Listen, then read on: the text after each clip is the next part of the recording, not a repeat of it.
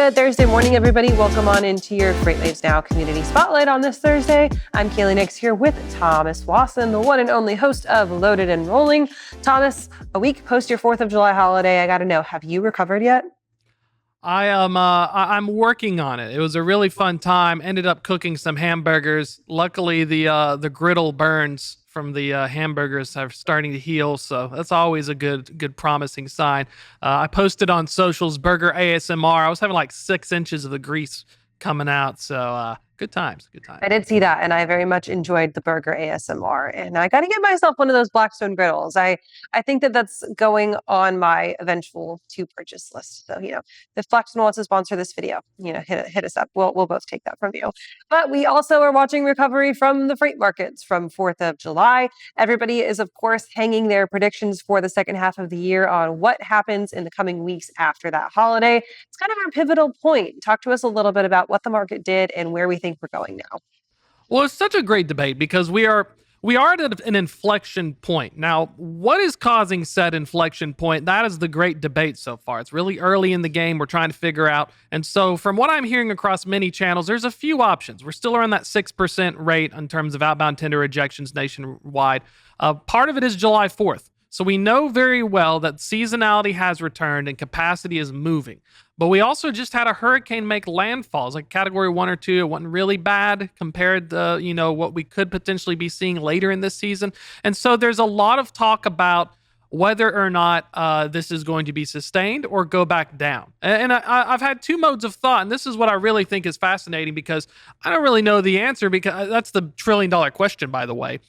Is the freight cycle kind of like the Matrix, where it goes in a set period and it just starts itself over again, or is it set off by something? Some will argue that hurricanes have a very little impact because they'll say that if you look at overall manufacturing, economic, and government data, there's a very small blip. Others will argue, and if you talk with Craig Fuller as well, the impacts of hurricanes are definitely noticeable in terms of how it can disrupt a market. And so it is fascinating because there's still quite a bit of academic and practical debates going on about what it is. But what I can tell you is, because this is probably what you're listening for, is that conditions are ripe for something to happen.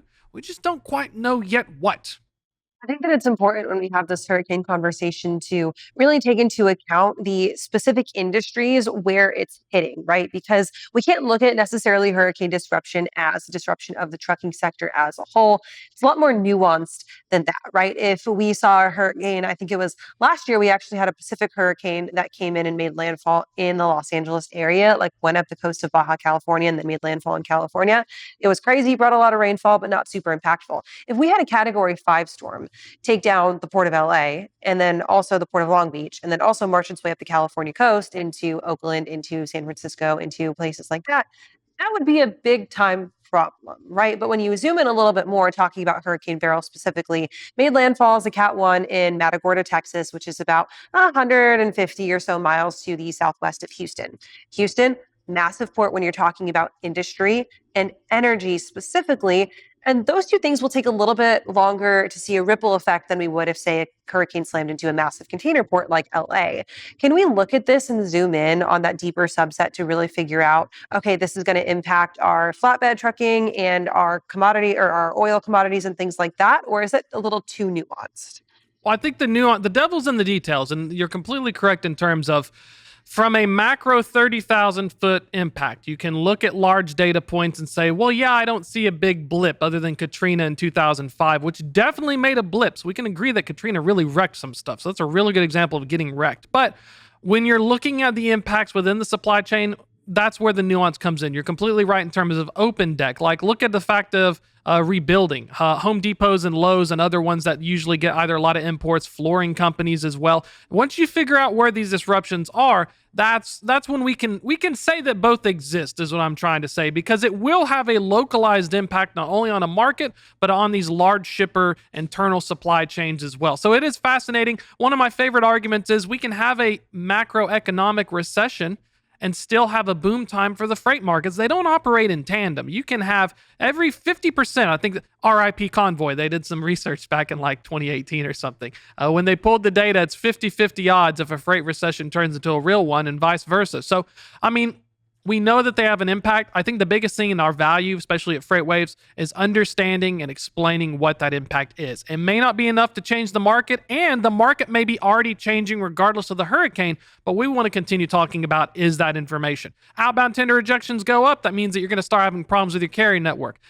Spot market rates go up because of seasonality. You need to understand that that may matriculate and that may be impacting other areas. That's the kind of things that we can be helpful for decision makers. I can give you ISM numbers. I can give you an LMI. I can tell you what an index says if it's expanding or contracting. But, at the end of the day, I think the value is we have to be tactically useful. And yes, hurricanes tactically are going to always have an impact somewhere. Strategically, it's up for debate. So for my personal one, Wasson's output, where's the crystal ball? We need the computer generator. Where's my CGI crystal ball just floating in the background? I think that it'll be August or September, and we'll have some storms come in, and we're going to have a situation where the market is already beginning on its upswing because of capacity leaving, but I think the hurricane can speed it up. There's already kindling. There's already a spark, but the gasoline, my friend, may be the hurricanes. Really quickly before we finish this up, Thomas, I want to talk about chasing FEMA loads, which is something that we talk about a lot when we get into this hurricane season, because as we know, they can be kind of like a sexy draw for these drivers who are maybe looking for some hotter freight, right? But FEMA loads aren't for the weak. You're going to have to be prepared to go into areas that often lack the infrastructure because it's been ravaged. You've got to be kind of hardy and be willing to do that hard work. Do we think, this is just going to be a quick hot take from you, do we think that drivers right now could be so desperate to find freight if they're a small operation that they start chasing FEMA loads that they're unprepared for? Ooh, I think that they will, but I think they're going to forget that unless they have their own trailers, watch out. Pay attention. Don't tie your equipment up. Use a trailer pull service. Use something else. Drop and hook. Run power only. Do anything you can. Keep your trailer if you decide to get that desperate, because the large fleets can laugh because they have tens of thousands of trailers. You don't. That's a really good point. And also, you know what? Don't wreck your own equipment if you can avoid it, right? Exactly. All right, Thomas, we've got the show that aired on Tuesday of this week. You've got the newsletter coming out today. Where can people go to find either of those? Check them both out. FreightWaves.com/loaded and rolling. Apple, Spotify, YouTube. Just look up Loaded and Rolling. We've got the SEO. I'm out there. I beat the other Thomas Wasson. He used to be a diplomat.